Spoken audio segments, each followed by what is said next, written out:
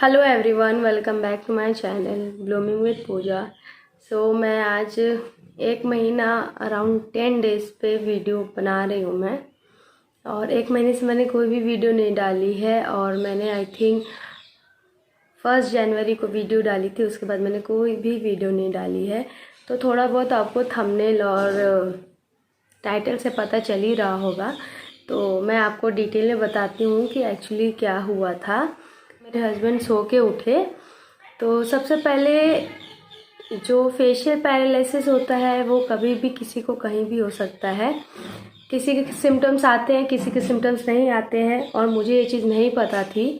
तो 2 जनवरी को सो के उठे और चाय पी रहे थे। मैंने चाय बना के दी तो उन्होंने मुझे कहा कि मैं चाय पी रहा हूँ तो मेरा जो मुंह है जो वो थोड़ा सा इस तरफ जा रहा है या फड़फड़ा रहा है। तो मैंने कहा कि ऐसे ही आपका वहम होगा। मुझे नहीं पता था कि फेशियल पैरालिसिस जैसा भी कुछ होता है। मुझे ये पता था कि जो आपकी वन साइडेड बॉडी पैरालाइज हो जाती है, पर्टिकुलर कुछ चीज़ें होती है, वो मुझे नहीं पता थी।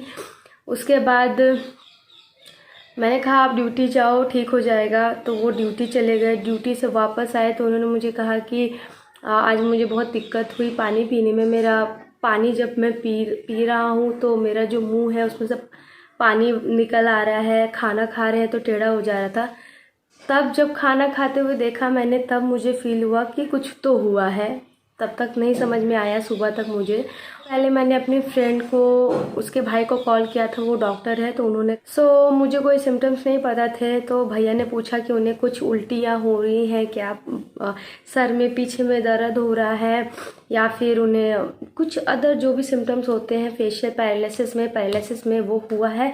तो तब तक भैया ने मुझे बताया नहीं कि उन्हें क्या हुआ है, बट वो चीज़ समझ चुके थे। बट मैं ये चीज़ नहीं समझी थी। फिर मैंने यूट्यूब पे सर्च किया, तब मुझे पता चला कि फेशियल पैरालिसिस है। 2 जनवरी थी तो सैटरडे के दिन नॉर्मली कोई भी डॉक्टर्स अवेलेबल नहीं होते हैं।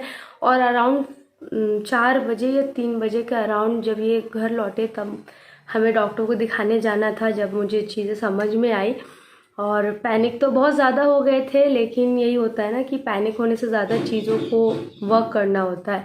तो वर्क किया, सर्च किया गूगल पे, तो डॉक्टर मिले, कुछ डॉक्टर्स के नाम मिले, बट कोई डॉक्टर अवेलेबल नहीं था।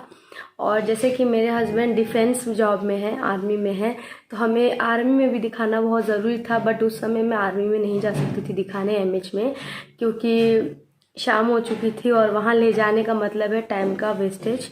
और क्योंकि उस समय डॉक्टर अवेलेबल तो नहीं होते, कोई भी चांस नहीं होता। तो फिर हम सिविल में गए, दिखाए, हमें प्राइवेट में दिखाया और डॉक्टर ने सारी बातें हुई। डॉक्टर ने सब कान के अंदर चेक किया तो कुछ नस दब जाती हैं और कभी कभी किसी का बीपी के कारण भी होता है। बट हमने जब डॉक्टर से पूछा कि इन्हें क्यों हुआ है तो उन्होंने बोला कि इनका ऑटोमेटिक हो गया है, इनका कोई कारण ही नहीं है, बीपी भी कोई कारण नहीं उन्होंने बोला। उन्होंने कहा कि कोई नस दब जाती है, पर इनका कोई नस दबा नहीं था और इनका जो राइट साइड फेस का था जो था पैरालाइज हो गया था और लेफ्ट साइड ठीक था।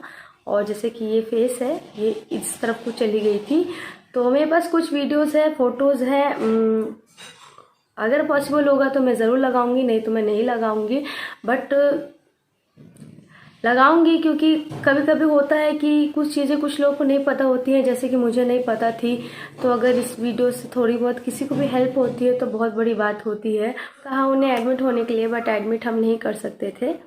तो उन्हें कुछ मेडिसिन दी गई, कुछ इंजेक्शन दिए गए जो सुबह शाम लेनी थी। तो वो दिन तो निकल गया। उसके बाद संडे गया और कंडीशन दिन से दिन खराब ही होती चली गई। 2-4 दिन तो एकदम ही फेस टेढ़ा ही हो चुका था।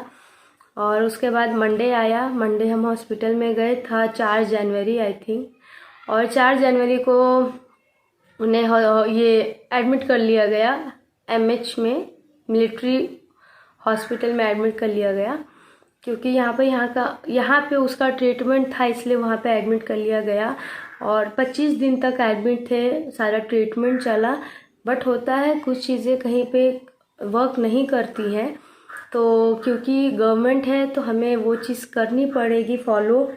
नहीं करेंगे तो पेपर वर्क भी कराना पड़ता है, और उसके कारण अगर आप नहीं करते हो तो आपकी प्रमोशन भी रुकती है। तो जब आप डिफेंस में होते हो तो आपको कुछ चीज़ें करनी पड़ती है, चाहे आप चाहो चाहे आप ना चाहो। सिविल में दिखाना मुश्किल बात नहीं है, लेकिन होता है कि आप अगर पेपर वर्क नहीं कराएंगे और कुछ इसके बाद कुछ होता है, कोई चीज़ें ज़्यादा बढ़ जाती है, फिर उसकी सुनवाई नहीं होती है। 25 दिन एडमिट थे। उसी बीच 6 तारीख को मेरी दीदी आई। 2 दिन मैं किसी और के घर पे रुकी हुई थी, क्योंकि 4 को ही एडमिट हो चुके थे। 4, 5, 6 मैं किसी और के घर रुकी थी, और मेरी दीदी आई और मेरा भाई आया मेरे पास रहने के लिए, क्योंकि यहाँ बोला गया था कि आप अपनी फैमिली से किसी को बुला लीजिए। पहले सुविधा फूकते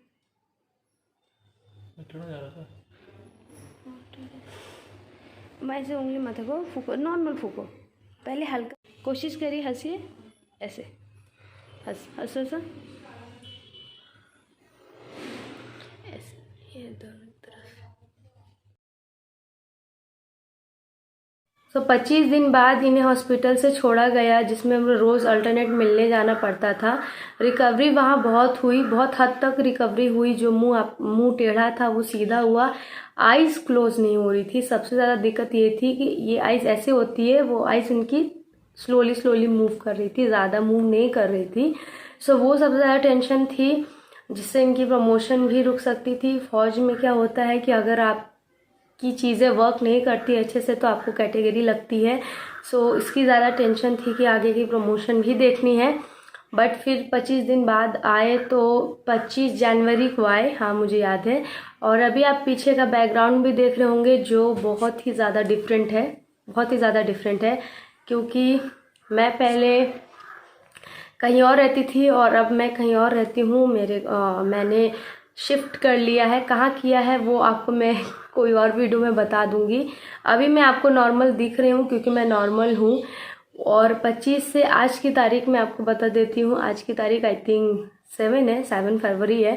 तो बहुत चीज़ें कई हद तक ठीक हो गई है, कई हद तक रिकवरी हो रही है। पहले जो चीज़ एकदम फ्लैट हो गई थी उसमें मूवमेंट आने चालू हो गए हैं। कह सकते हैं कि मे बी 80% रिकवरी हो चुकी है, 20% और होनी बाकी है।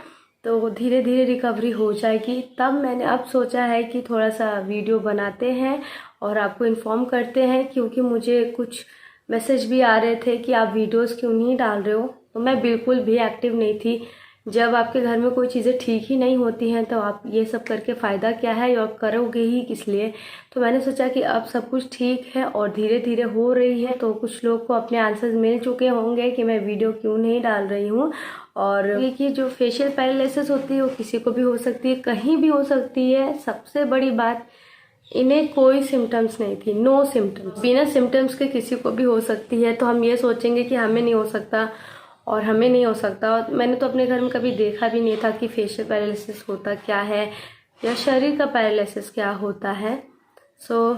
ठीक है, वो वक्त मुश्किल का था, ये वक्त भी मुश्किल का है, बट निकल जाएगा, गुजर जाएगी।